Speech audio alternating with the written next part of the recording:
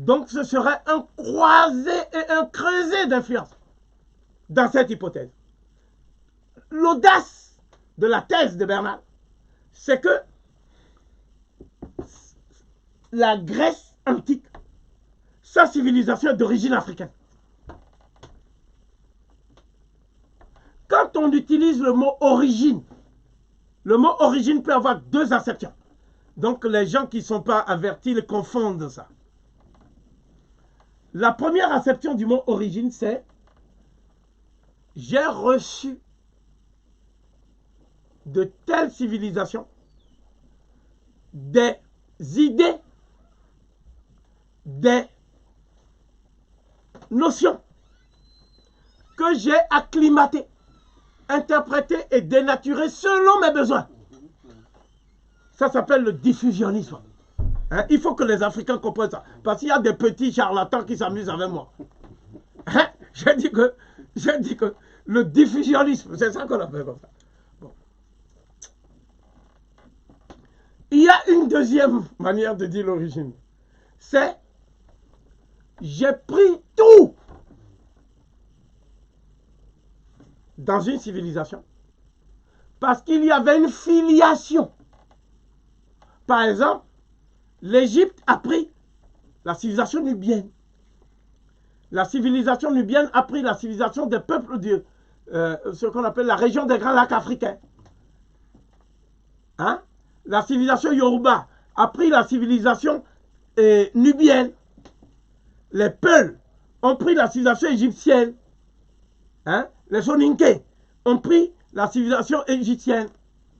Mais les Sémites, c'est-à-dire les Juifs et les Arabes, ils ont pris des éléments de nos civilisations qu'ils ont intégrés dans leur conception nomade. Voilà pourquoi quand ils font l'islam, le christianisme et le judaïsme, le noyau dogmatique, c'est-à-dire la doctrine, le corps de doctrine, c'est pas la maths. Chez eux, c'est pas la maths. Ils connaissent pas la maths. Ils sont antimathiques. L'islam est antimatique. Le christianisme est antimatique. Le judaïsme est antimatique. Voilà. Eux, ils ont quoi à la place? Ils ont l'idéal de conquête. Par quoi? Par ce que ils appellent la guerre sainte. Tu vois? Les Arabes appellent ça djihad. Les chrétiens appellent ça les croisades. Les juifs appellent ça la terre promise. Ça, c'est encore plus vicieux. Les juifs. Donc, le problème, quand un noir dit, moi, je suis juif. Quand un noir vient me dire à Paris, Corvi, moi, je suis juif parce que je faisais partie des tribus perdues d'Israël qu'on a retrouvées au Congo. Bon, je lui pose deux questions. La première question, c'est, on a déjà retrouvé les 12 tribus. Aucune n'est plus perdue, c'est fini.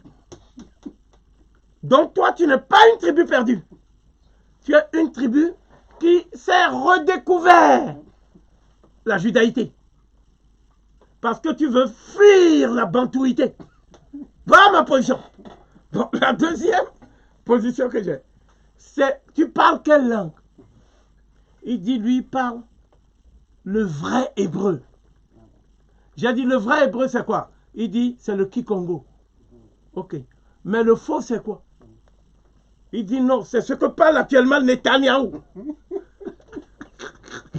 Alors moi, je lui dis, ce qui m'intéresse, c'est pas le vrai, c'est le faux. Moi, j'étudie le faux. Parce que moi, j'aime bien faux et usage de faux. Bon, donc, la question centrale qu'on pose en riant, c'est celle-ci. Est-ce qu'il existe une philosophie grecque? Au sens où les Grecs, à partir de leur berceau de civilisation, il n'y a chez les Grecs aucune hypothèse de ce genre. Ce que les Grecs disent, c'est qu'ils ont acclimaté des doctrines philosophiques égyptiennes après avoir séjourné en Égypte comme étudiants. On me dit non, ils étaient savants. Mais avant d'être savants, tu dois étudier d'abord. Donc ils étaient étudiants. Ils ont donc étudié pendant 22 ans. Imagine quelqu'un qui étudie pendant 22 ans. C'est le cas de Pythagore. Et il n'a pas écrit un livre. 22 ans d'études aboutissent à 0 papyrus, 0 document. Moi, je dis ça, c'est des philosophes, 0. Quelqu'un m'a dit non, c'est des oraux. C'est 0. Il ne faut pas t'inquiéter, Niamolo. Sinon, la caméra voit que tu es inquiet. On dirait que c'est moi qui te menace. Bon, donc, le problème qui est posé, c'est les Grecs ont inventé la démocratie. Tu vois? Donc, eux, ils disent que les Grecs faisaient la démocratie. Et ils l'ont fait les premiers. Et ensuite, ils ont exporté ça vers le bassin de la Méditerranée. D'accord? Mais les Grecs disent ceci. Parce que ce qui m'intéresse, ce n'est pas ce qu'on fait dire aux Grecs. Ce qui m'intéresse, c'est ce que les Grecs ont dit. Nous, on aime entendre les Grecs. Tu ne peux pas recevoir le témoignage de quelqu'un qui apprend à bêler, qui s'efforce de bêler pendant que la chèvre est là. C'est des gens qui bêlent. Nous, on veut entendre la chèvre. Que dit la chèvre? La chèvre dit ceci. Nous avons appris des Égyptiens et des Noirs, des Nubiens, Éthiopiens, à Éthiopie. Nous avons appris l'art de gouverner la cité. Et nous avons appris les principes même de la gouvernance de la cité. Alors, évidemment, on m'a dit qu'on vit, attention, les Grecs étaient victimes d'un mirage et ils étaient façonnés par les Égyptiens. Ils étaient, comment je peux dire, fascinés par les Égyptiens. Alors, je pose la question, quelle peut être la source d'une telle fascination? Et comment peut-on expliquer que quelqu'un qui est supérieur et au sommet de la civilisation est fasciné par un pauvre nègre, un pauvre blanc à peau noire? Donc, la question que je dis, c'est que c'est l'inverse. C'est le blanc à peau noire de l'Égypte qui devrait être fasciné par la démocratie grecque, athénienne. Tu vois?